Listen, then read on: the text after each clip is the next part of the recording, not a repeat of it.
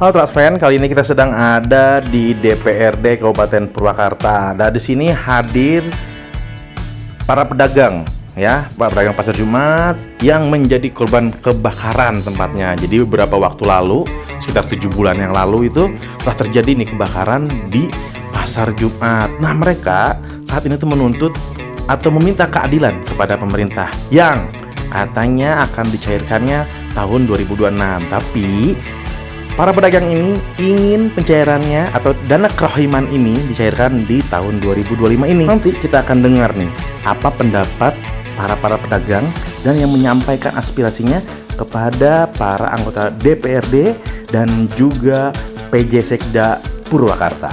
Jangan skip videonya hanya di Truststream Media. GS ini akan menjadi RTH, ruang terbuka hijau atau taman. Oleh karena itu berarti dengan kesimpulan bahwa para pedagang ini sudah tidak memiliki lagi kesempatan untuk berjualan di sana. Atau artinya akan meninggalkan selama-lamanya GS Pasjum ketika itu berubah fungsi.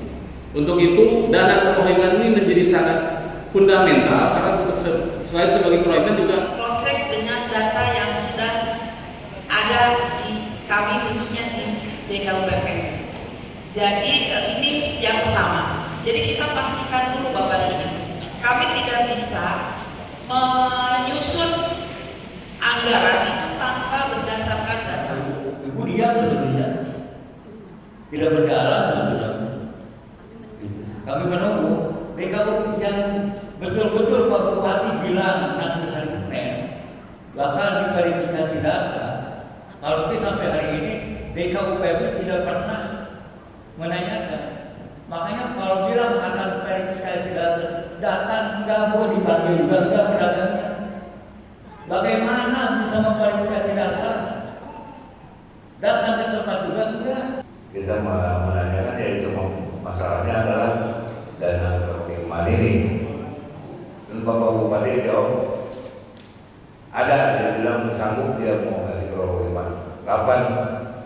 Pokoknya kita mau tahun 2025 ini kita mau dari pedagang mau misalnya mau cair tahun 2025 biasa untuk terus hadir di Purwakarta. Bahwasannya Purwakarta juga bagian dari kehidupan saya. Artinya hari ini rakyat sudah memanggil, tidak ada lagi alasan untuk pemerintah daerah menolak panggilan rakyat. Betul betul. Saya sudah melihat perjalanan memang bahwasanya dari bulan Maret awal semenjak kejadian kebakaran musibah yang melanda kita semua, pemerintah hanya mengandalkan janjinya saja. Saya yakin bahwasanya anggaran yang dibentuk pemerintah kita hari ini, bapak-bapak dan ibu-ibu juga tidak peduli itu bisa dari mana, tapi yang terpenting adalah bantuan itu hadir di tengah-tengah masyarakat. Bukan hanya sebagai slogan janji semata saja. 7 bulan udah lama banget menanti dari mau Agustus mau cair belum juga cair. Sampai sekarang mau di 2026 lagi sampai kapan saya harus tunggu? Cuma itu aja Ibu. Tolong bilangin ke Pak Bupati, katanya Bupati sayang rakyat. Sampai sekarang di Purwakarta ini pas saya Pak sampai kelaparan Pak. Maaf ya Pak ya, tolong perhatiin yang kecil-kecil kayak saya ini Pak. Sampai nganggur Pak, ngehidupin anak sekolah. Tapi Pak Bupati katanya sayang rakyat ke bawah. Tapi ini perhatian pasar Jumat nggak ada Pak sama sekali. Cuma bilang entar itu apa katanya data belum beres. Itu dan ini. Saya orang kecil nggak ngerti Pak. Yang jelas ada prihatinan Pak Bupati kepada saya, kepada pedagang-pedagang apa. Tolong Bupati, Ibu, tolong saya bilangin ya Bu ya. Ke Pak Jen, tolong bilangin mana sayang kepada rakyat teh mana. Nggak ada bukti. Tolong saya bilang Pak Jen, saya menanti udah 7 bulan Pak, nganggur di rumah Pak, nggak berdagang, cuma dagang online. Tolong kasih perhatian ya Bu ya. Jangan bilang entar sampai kapan entarnya Bu, capek. Begitu Kak. Jadi saya luruskan, bukan saya bilang Agustus dana dicairkan, tidak. Saya sedang menceritakan kepada Kang Haji bahwa regulasi anggaran kos itu ada 3 opsi ya. pembiayaan. Walaupun tadi Bapak Ibu sebenarnya tidak mau tahu ya bahwa sumber pembiayaan itu dari mana, tidak mau tahu. Tapi yang jelas Bapak Ibu menghendaki, karena ini sudah berlalu, ingin disegera cair tahun 2020. Dari mana juga nggak tahu. Yang jelas ini yang harus diperhatikan adalah dampak ini sudah semakin terasa terus-menerus, karena dari Maret ada yang tidak bisa berjualan. Sebagai pedagang pasar Jumat, maka kami sering diskusi. Tadi Bu Sekda ini konkret dan ini juga saya sampaikan. Yang pertama, bahwa tadi disampaikan oleh Pak Dedi, oleh juga Pak Haji Teddy, bahwa dana CSR itu sebetulnya bisa Bu Sekda. Kami Komisi 2 sering melakukan kunjungan ke beberapa perusahaan. Walaupun tadi Bu Sekda menyampaikan bahwa dana CSR ini untuk lingkungan setempat, itu tidak semua bahwa dana CSR itu untuk lingkungan setempat. Kalau ada itikat baik dan niat yang memang baik dari pemerintah daerah mengirim surat ke beberapa perusahaan, saya sampaikan Bu Sekda, Indorama itu dana CSR 10 miliar. Kalau Indorama kita minta, kalau di sini ada pedagang yang sudah saya hitung itu ada 180, di Purwakarta itu ada 400 perusahaan. Perusahaan besar, artinya kalau satu perusahaan bisa membantu satu korban saja, mereka tidak akan keberatan. Karena CSR ini adalah amanat undang-undang bahwa semua perusahaan wajib menyisihkan dana sosial. Masih warnanya masih warnanya dan warnanya warnanya kayak. Artinya untuk itu ini juga menjadi motivasi buat daerah. Saya juga orang Purwakarta dan saya juga seorang istri dan seorang ibu. Jadi saya merasakan apa yang Bapak dan Ibu rasakan. Saya juga seorang ibu rumah tangga. Ya, alhamdulillahirrahmanirrahim. Baru saja kita saksikan bersama-sama bahwa kita telah melaksanakan audiensi yang kesekian kali terkait korban bencana kebakaran di Pasar Jumat.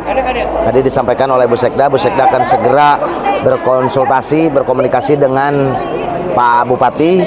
Mudah-mudahan di minggu depan sudah ada jawaban seperti harapan masyarakat pedagang Pasar Jumat agar kerohiman ataupun keperhatian khusus dari pemerintah daerah terhadap para pedagang itu bisa diselesaikan di tahun 2025 dan pedagang dengan jelas menolak untuk anggarannya digeser, dan kami DPRD sepenuhnya mendukung para pedagang Pasar Jumat. Hatur nuhun. Assalamualaikum warahmatullahi wabarakatuh. Menurut saya kalau dibilang puas Pak kurang puas ya, tapi itu adalah tapi ada satu kepuasan tersendiri karena kita sudah menyampaikan semuanya yang diunek-unek saya, yang diunek-unek para pedagang. Tadi bilang masalahnya tidak dibiarkan, saya jawab ini sangat dibiarkan karena kita sudah lama, sudah 7 bulan, dan apapun janji-janji mereka bukan para DPR juga sangat meleset sekali, walaupun di klarifikasi tadi itu hanya sebatas sekilas saja, tapi yang disampaikan oleh para pedagang itu yang betul-betul dirasakan oleh para pedagang. Karena 7 bulan ini Pak bukan waktu yang dekat, beban kita semakin ke depan semakin berat Pak. Sampai saya punya anak juga, punya hutang ke sekolah Pak, 1 juta belum kebayar. Karena apa? Karena tidak punya modal, habis terbakar pada waktu kebakaran. Jadi inilah salah satu contoh Purwakarta itu penanganannya kurang bagus. Tapi bagi Pasar Jumat, maka saya tadi bilang, Bu, Pak, Pasar Jumat itu apa sih sampai dilambat-lambat seperti ini?